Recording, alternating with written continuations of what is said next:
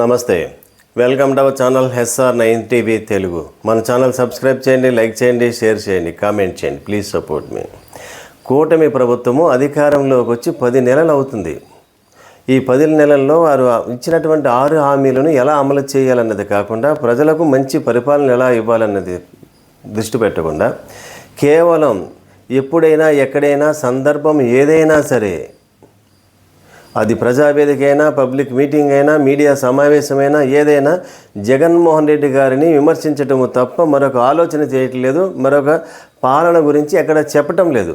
ప్రజలకు మా ప్రభుత్వం వచ్చిన తర్వాత, అధికారంలోకి వచ్చిన తర్వాత, ఇదిగో ఈ మంచి పని చేస్తున్నాం, ఈ కార్యక్రమం ఈ రోజు నుంచి మొదలెడుతున్నాం, ఒక క్యాలెండర్ ఇవ్వటం లేదు. ప్రజల్లో రోజు రోజుకి ఎప్పుడు చేస్తారు, ఎప్పుడు 6 హామీలను అమలు చేస్తారని ఎదురు చూసేటువంటి పరిస్థితి కనిపిస్తుంది. అసెంబ్లీలో గౌరవప్రదమైనటువంటి అసెంబ్లీ అది. అసెంబ్లీలో సభాధ్యక్షులు స్పీకర్ గారు, ఆయన అత్యున్నతమైనటువంటి సభాపతి, ఆయన కూడా మాట్లాడే విధానం మార్చుకోవాలి. ఎందుకంటే ఆయన రాజకీయాల్లో ఉన్నప్పుడు, తెలుగుదేశం పార్టీలో ఉన్నప్పుడు, ఎమ్మెల్యేగా పోటీ చేసినప్పుడు, ఎన్నికల సమయం వరకు తమ ప్రత్యర్థి నాయకులను, పార్టీలను విమర్శించడం సహజం, విమర్శించవచ్చు. కాకపోతే దానికి కూడా కొంత పరిధి మాత్రమే ఉంటుంది. వ్యక్తిగతంగా ఎవరిని విమర్శించకూడదు. కానీ ఎన్నికలు అయిపోయిన తర్వాత ఆయన ఎమ్మెల్యేగా నెగ్గారు, అసెంబ్లీ స్పీకర్గా సభాధ్యక్ష స్థానంలో ఉన్నారు. ఆయన ఇప్పుడు అందరికీ ఆయన ఆదర్శంగా ఉండాలి, ఆయన పార్టీలకు అతీతంగా ఉండాలి.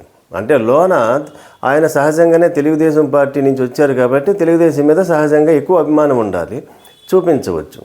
కానీ బహిరంగంగా మాత్రము ప్రతిపక్షాలను కామెంట్ చేయకూడదు. ఆయన జగన్మోహన్ రెడ్డి గారు పార్టీ వచ్చి, జగన్మోహన్ రెడ్డి గారు ఆ పార్టీ ఎమ్మెల్యేలు వచ్చి గవర్నర్ ప్రసంగానికి అసెంబ్లీలు ప్రారంభమైనప్పుడు సంతకాలు చేసి అసెంబ్లీకి వచ్చినప్పుడు దొంగల్లా సంతకాలు పెట్టి వచ్చారన్నారు. అలా అనొచ్చా అనకూడదు అనేది సభాధ్యక్షులు స్పీకర్ గారే ఆలోచించాలి. ఆయన ఆదర్శంగా ఉండాలి. భావితరాలకు ఆయన ఆదర్శవంతమైనటువంటి స్పీకర్గా ఉంటారని ఆశిద్దాం.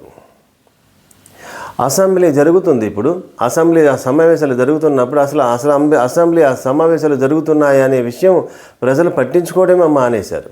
అంత లైవ్ ఇచ్చినా సరే ఆ లైవ్ను చూడడానికి ఎవరు ఇంట్రెస్ట్ చూపించలేదు. అది చాలా తక్కువ మంది మాత్రమే చూశారు.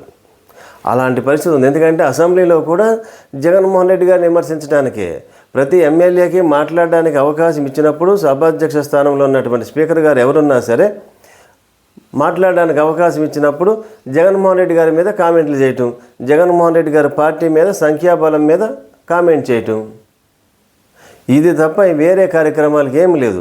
అయ్యా అధ్యక్ష, మా ఎమ్మెల్యే, మా నియోజకవర్గంలో ప్రజలకు ఈ సమస్యలు ఉన్నాయి, ప్రజలు ఈ విధంగా బాధపడుతున్నారు, లేదా రైతులు గిట్టుబాటు ధర లేదని బాధపడుతున్నారు, లేదా గవర్నమెంట్ స్కూల్కి ఫెసిలిటీస్ కావాలని, లేదా గవర్నమెంట్ హాస్పిటల్లో వైద్యాన్ని మెరుగుపరచాలని ఎవరూ అక్కడ ప్రశ్నించటం లేదు. ప్రభుత్వాన్ని ఎవరిని అడగట్లేదు. ప్రభుత్వాన్ని ఏ ఎమ్మెల్యే కూడా అడగలేదు. అక్కడ ఏదో కొద్దిమంది అడుగుండొచ్చు, కానీ ఎక్కువ శాతము జగన్మోహన్ రెడ్డి గారిని కామెంట్ చేయడానికి, విమర్శించడానికి, తిట్టడానికి అసెంబ్లీని వేదికగా వాడుకున్నారే తప్ప ప్రజలకు ఎటువంటి పాలన ఇవ్వాలి, ప్రజల యొక్క సమస్యలు ఏంటో తెలుసుకోవడానికి, చెప్పడానికి, ప్రజల యొక్క సమస్యలను ప్రభుత్వం దృష్టికి, అంటే ముఖ్యమంత్రి గారి దృష్టికి తీసుకురావడానికి ఎక్కడ ప్రయత్నం చేసినట్టుగా కనిపించలేదు. తాజాగా సాంస్కృతిక కార్యక్రమాలు, ఎమ్మెల్సీలు, మంత్రులు అందరూ కలిపి సాంస్కృతిక కార్యక్రమాలు. ఈ సాంస్కృతిక కార్యక్రమాల ఉద్దేశం ఏంటి? అసెంబ్లీలో అధికార పక్షము, ప్రతిపక్షాలు వేడిగా సమావేశాలు, డిబేట్లు నిర్వహిస్తాయి కాబట్టి, చర్చా వేదికలు నిర్వహిస్తాయి కాబట్టి అక్కడ వారిలో ఉన్నటువంటి భావాలను తొలగించి మనమంతా ఒకటే, ప్రజల కోసం సేవ చేయడానికి వచ్చినటువంటి ప్రజాప్రతినిధులమే తప్ప వ్యక్తిగతంగా ఎవరి మీద ఎటువంటి ద్వేషం లేదు, మనమంతా ఒకటే అన్న భావాన్ని కలిగించడానికి, ఆనందాన్ని కలిగించడానికి, ఆహ్లాదాన్ని ఏర్పాటు చేసినటువంటి సాంస్కృతిక కార్యక్రమాలు ఎవరివి? ప్రజల ధనం. అది ప్రజల ధనం. ప్రభుత్వమే ఖర్చు పెట్టిందంటే ప్రజల ధనమే కదా. ప్రజాధనాన్ని ఖర్చు పెట్టి అక్కడ చేస్తే ఆ సాంస్కృతిక కార్యక్రమాలను కూడా దేనికి ఉపయోగించుకున్నారు? జగన్మోహన్ రెడ్డి గారిని విమర్శించడం కోసమే. జగన్మోహన్ రెడ్డి గారు విమర్శన చేస్తుంటే, ఆయన సంఖ్య మీద విమర్శిస్తూ ఉంటే, కామెడీలు, స్కిట్లు వేస్తూ ఉంటే అక్కడ డిప్యూటీ ముఖ్యమంత్రి పవన్ కళ్యాణ్ గారు, ముఖ్యమంత్రి చంద్రబాబు నాయుడు గారు చాలా ఆనందంతో నవ్వుతూ ఉన్నారు, బాగా ఫుల్గా ఎంజాయ్ చేశారు. కానీ కాలం ఎప్పుడూ ఒకే విధంగా ఉండదు. అధికారం అనేది ఎవరికీ శాశ్వతం కాదు, ప్రతిపక్షం అన్నది ఎవరికీ శాశ్వతం కాదు. ఎవరు ఎప్పుడు అధికారంలోకి వస్తారో, ఎవరు అధికారం కోల్పోతారో ఎవరికీ తెలియదు. మీకు సమయం ఉంది కాబట్టి ఆ సమయాన్ని ప్రజల కోసం వెచ్చించకుండా ఒక ప్రతిపక్ష నాయకుడిని జగన్మోహన్ రెడ్డి గారిని కామెంట్ చేయడానికి, ఆయన మీద స్కిట్లు వేయడానికి, అంటే ఎవరి కోసం, ఎవరు ఎక్కువ జగన్మోహన్ రెడ్డి గారిని కామెంట్ చేస్తారో, ఎవరు ఎక్కువ విమర్శిస్తారో వారికి ప్రభుత్వంలో గుర్తింపు, ప్రజల్లో గుర్తింపు వస్తుందేమో అని అనుకుంటున్నారు. కానీ అది కాదు. మీరు జగన్మోహన్ రెడ్డి గారి మీద కామెంట్ చేస్తూ, స్కిట్లు వేస్తూ, నవ్వుకుని ఆనందంగా ఎంజాయ్ చేశారు. అదే సమయంలో ప్రజలు ఏమనుకుంటున్నారో ఒక్క క్షణం ఆలోచించండి. ప్రజల్లో సింపతి పెరుగుతుంది. జగన్మోహన్ రెడ్డి గారి మీద సింపతి పెరిగింది. ఏ విధంగా పెరిగింది? ప్రజలు ఏమనుకుంటున్నారు ఇప్పుడు అసలు?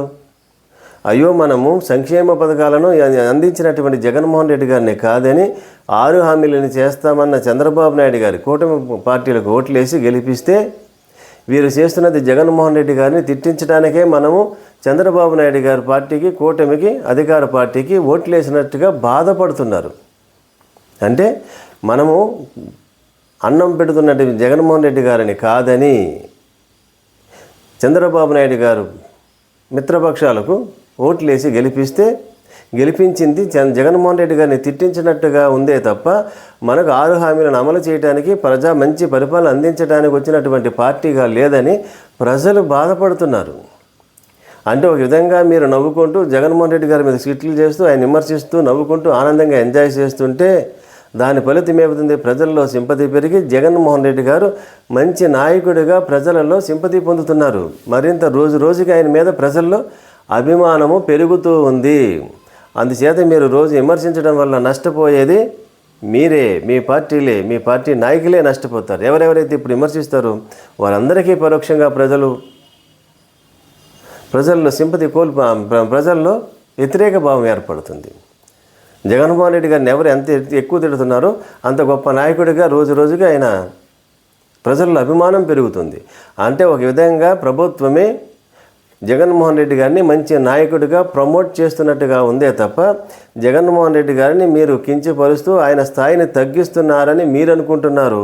కానీ వాస్తవానికి ఆయన స్థాయిని మీరు రోజు రోజుకి పెంచుతున్నారు.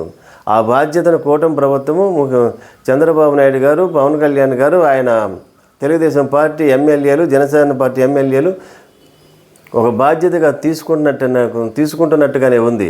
కాబట్టి ఇప్పటికైనా కూటమి ప్రభుత్వం, ముఖ్యమంత్రి చంద్రబాబు నాయుడు గారు, డిప్యూటీ ముఖ్యమంత్రి పవన్ కళ్యాణ్ గారు శాంతియుతమైనటువంటి వాతావరణాన్ని ఏర్పాటు చేయండి. ఆంధ్రప్రదేశ్లో అందరి మీద కేసులు పెట్టి ఒక భయాందోళనను కలిగించకండి. మీ ప్రభుత్వం మీద మంచి పరిపాలన చేస్తుందనే నమ్మకాన్ని, భరోసాని కల్పించండి. మంచి ప్రభుత్వము, మంచి ముఖ్యమంత్రి చంద్రబాబు నాయుడు గారు అనే ఖ్యాతిని మీరు సంపాదించండి.